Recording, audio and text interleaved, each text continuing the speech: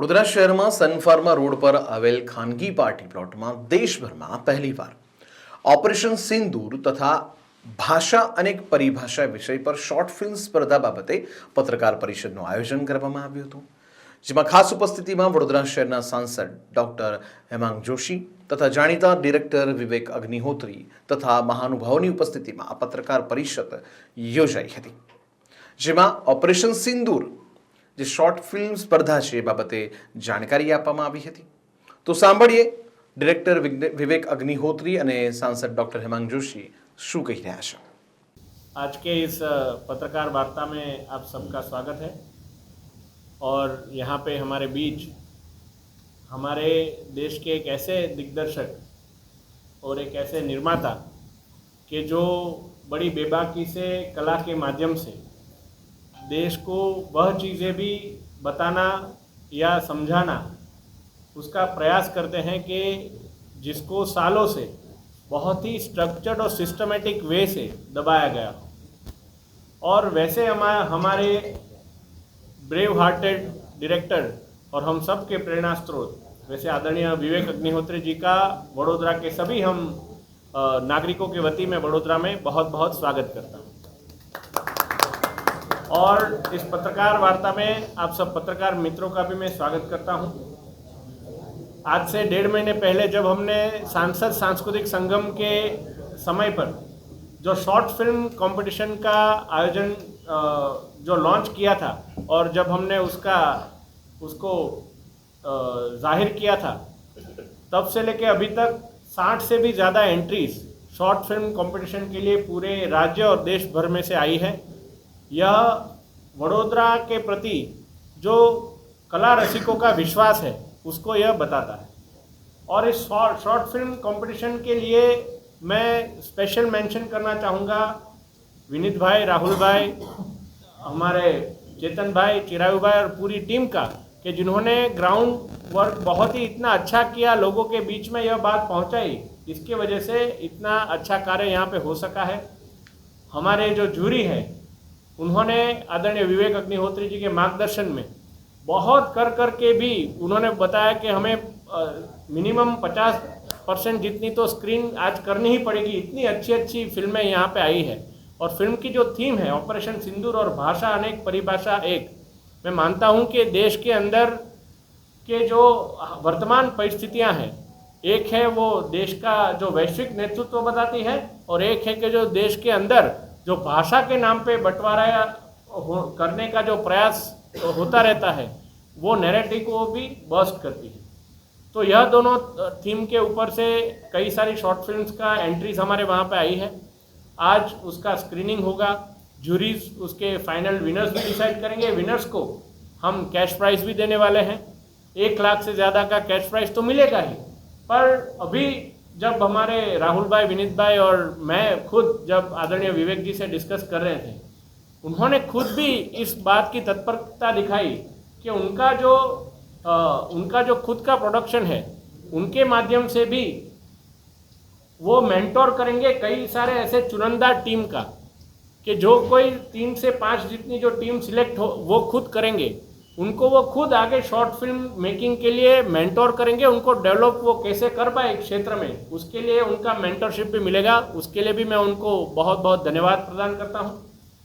साथ में हमारा जो युवान फाउंडेशन है उनके द्वारा भी आज जो शॉर्ट फिल्म के जूरी द्वारा कोई 4 ऐसे सामाजिक विषयों को रखने वाले ऐसी कोई टीम डिसाइड होगी, वैसे 4 शॉर्ट फिल्म के क्रिएटर्स को 21,000 ईच, मतलब 21,000 ईच वैसा उनको स्कॉलरशिप मिलेगा, कि जिनके माध्यम से वो आगे स्वदेशी, हर घर स्वदेशी का जो संदेश है उसके लिए अगर एक शॉर्ट फिल्म बनाएंगे तो उसमें भी उनको यह एक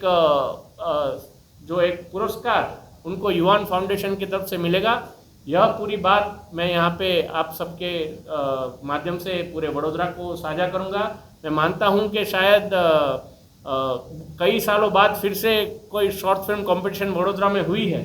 और जब मैं बात कर रहा था, हमारा जब टीम का डिस्कशन हो रहा था, तब राहुल भाई, विनीत भाई ने बोला था कि हमको भी फिल्म मेकिंग में ज़्यादा रुचि आने का जो माध्यम था वो भी एक शॉर्ट फिल्म कंपटीशन का अंदर उन्होंने हिस्सा लिया था, तब से उनको यह प्रेरणा मिली थी।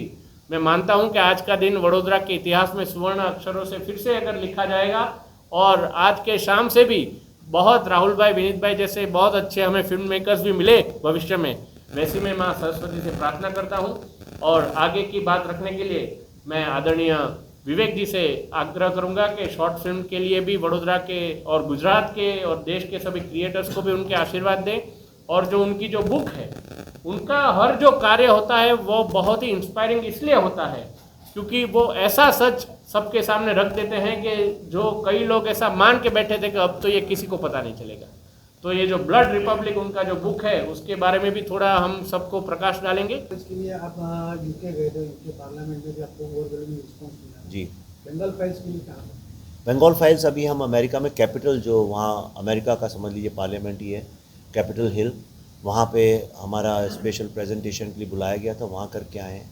और अभी हमको यूरोप से अलग अलग जगह से गवर्नमेंट्स ने न्योता दिया है, तो अभी तो फिल्म चली रही है थिएटर में, तो एक बार जब ये सारी ख़त्म हो जाएगा तो मेरे ख्याल से जनवरी के बाद फिर वो करेंगे। अभी हम ऑस्ट्रेलिया जा रहे हैं फिल्म के साथ। सर, आपने बंगाल फाइल्स के बाद काफ़ी सारे ऐसे यानी आक्षेप हैं हम लोग बोलते हैं इसके अंदर, यानी काफ़ी लोगों ने ऐसा बताया कि वो परिस्थिति यहाँ पे अभी भी दिखाई देती है और डिटेंशन सेंटर है वो नहीं दिखा है।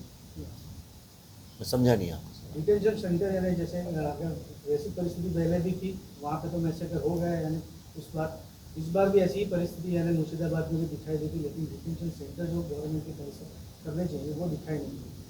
अभी ये तो गवर्नमेंट ही बताएगी, मैं तो फिल्म मेकर हूँ, मैं तो जो एक सब्जेक्ट पकड़ता हूँ उस पर रिसर्च करता हूँ, काम करता हूँ उसके ऊपर। पर एक चीज़ आपको ज़रूर बता सकता हूँ आपको कि हमारा रिसर्च कितना गहरा होता है, 4-5 साल हम करते हैं। कि हमने ये फ़िल्म शूट की थी अक्टूबर, नवंबर, दिसंबर 2024 में, और उसमें हमने दिखाया था कि मुर्शिदाबाद में किस तरह से राइट्स हो सकती हैं कभी भी और कैसे उनको डिज़ाइन किया जा रहा है। और फिल्म दिसंबर में ख़त्म हो गई थी और अप्रैल 2025 में जैसा हमने शूट किया था 6 महीने पहले, एग्जैक्टली वैसे ही राइट्स हुई, जैसे किसी ने हमारी बात चोरी से सुन ली हो और उसको इम्प्लीमेंट कर दिया हो। अच्छी बात नहीं है, राइट्स नहीं होनी चाहिए, कोई भी दंगा नहीं होना चाहिए, कोई भी कम्युनल वायलेंस होनी नहीं चाहिए। हम शांति प्रिय डेमोक्रेटिक नेशन है, लेकिन ऐसा हुआ, मतलब हमारा रिसर्च इतना गहरा होता है, इसीलिए ये फिल्में जो हैं लोगों के दिल और दिमाग पे छाप छोड़ जाती हैं। आइडियोलॉजी नहीं, ये सवाल लोग पूछते हैं कि क्या आप बीजेपी के साथ काम करते हैं, तो मैं उनसे बोलता हूँ नहीं, मैं बीजेपी का मेंबर नहीं हूँ। मैं मोदी जी हमारे प्राइम मिनिस्टर हैं, उनको सपोर्ट करता हूँ और मोदी जी को, उनकी कैबिनेट को सपोर्ट करता हूँ और बीजेपी जो अच्छा काम करती है उसको सपोर्ट, लेकिन बीजेपी का मैं मेंबर नहीं हूँ, तो मैं स्वतंत्र व्यक्ति हूँ। एक प्रधानमंत्री को सपोर्ट करना, बीजेपी को सपोर्ट करने का मतलब ये होता है कि बीजेपी की जो भी योजना है, जो भी वो करते हैं उसमें मैं आगे चल के उसमें जाता हूँ, वो मैं नहीं करता। मैं एक स्वतंत्र उसमें हूँ और मैं बीजेपी को आज नहीं, बहुत सालों से, अटल बिहारी वाजपेयी जी के वक्त से मैं सपोर्ट करता है उनको। मेरा एज अ सिटीज़न एक फुल सपोर्ट है।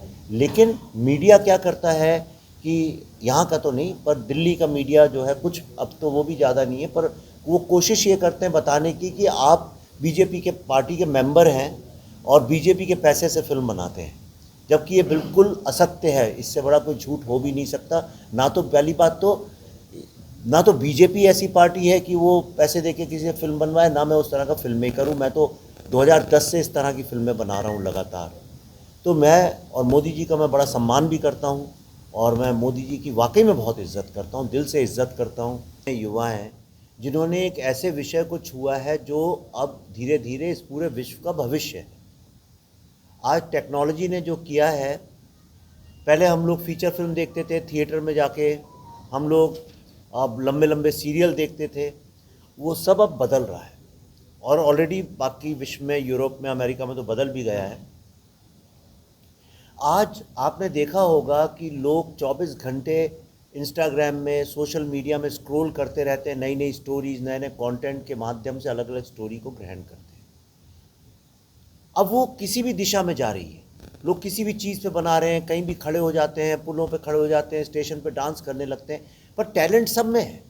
लेकिन अगर इसको एक दिशा दे दी जाए, इसको एक निर्देशित कर दिया जाए और उसमें अगर हम कहानियाँ, स्टोरीज़ जो हैं अपनी भारत की, उनको शॉर्ट फिल्म्स के माध्यम से दिखाया जाए, तो भारत में सबसे ज़्यादा युवा लोग रहते हैं। भारत आज नैरेटिव का कैपिटल बन जाएगा, ये मेरा विश्वास नहीं है, ये मैं प्रमाणित भी कर सकता हूँ।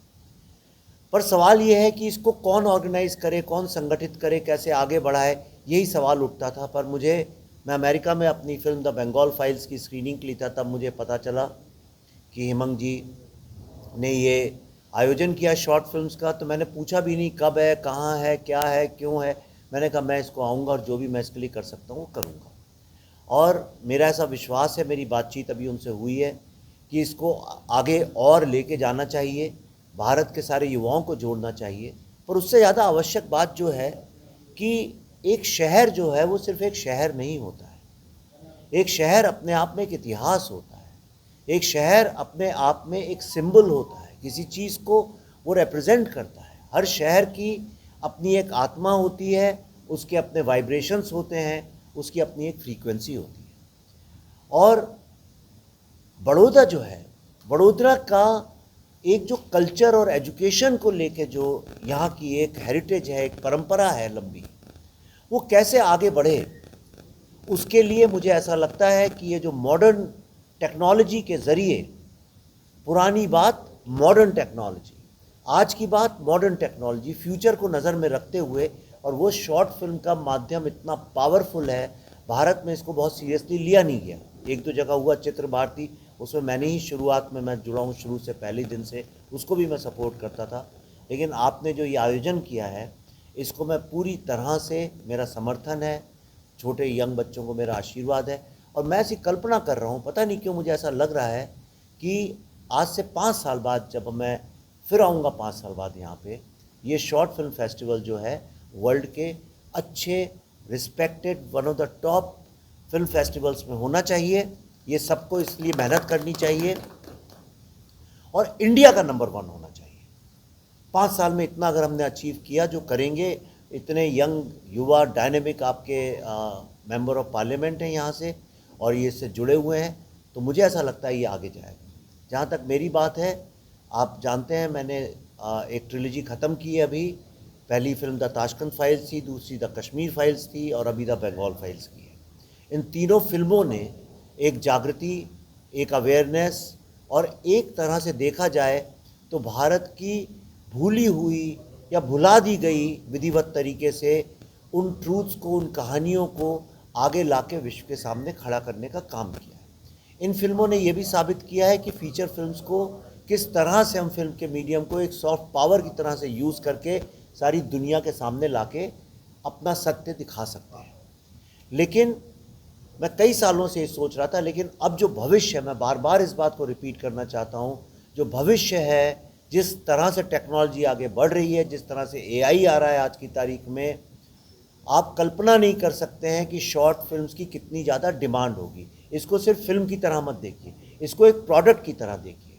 हमारे माननीय प्रधानमंत्री जी ने जो आत्मनिर्भरता की बात की है, आज मैं आपको भी बताना चाहता हूँ हेमंत भाई, भारत का जो कंटेंट बनता है वो लगभग 90% से लेकर 95% तक का कंटेंट जो है वो 3 अमेरिकन कंपनी के पास ही चला जाता है।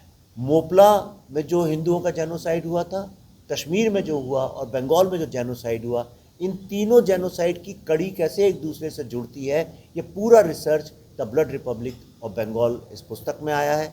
और बुक अभी यानी फॉर्मल तरीके से मार्केट में आई भी नहीं, उसके पहले ही ये वर्ल्ड में हिस्ट्री की बुक्स के कैटेगरी में अमेज़ॉन में नंबर 2 पे ऑलरेडी आ चुकी है।